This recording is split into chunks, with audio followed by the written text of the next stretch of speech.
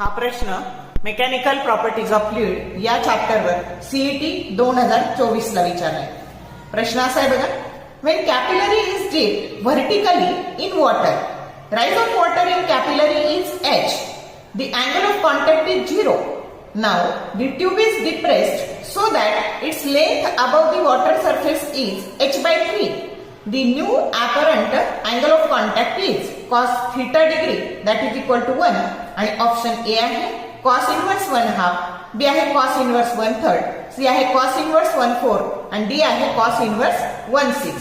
आता पहिल्या केस मध्ये काय आहे तर कॅपिलरी ही पाण्यामध्ये बुडवलेली आहे ज्याची हाईट h आहे आणि त्यावेळेचा त्याचा अँगल 0 आहे आणि cos 0 ची किंमत 1 दिलेली आहे. आता तीच कॅपिलरी डिप्रेस केलेली आहे h by 3 इतक्या हाईटला आणि त्यावेळेचा अँगल ऑफ कॉन्टॅक्ट आपल्याला काढायचा आहे. मग आता अँगल ऑफ कॉन्टॅक्ट आणि हाईट मधलं रिलेशन काय असतं तर h that is equal to 2t cos of theta by r rho g.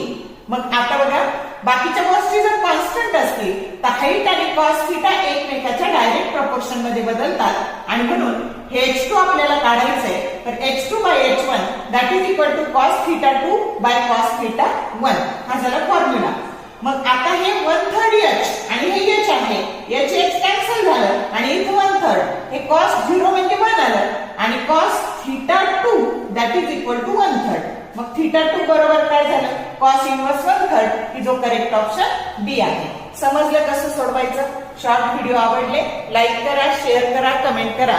For more useful tips and tricks keep watching wings of physics. Thank you very much.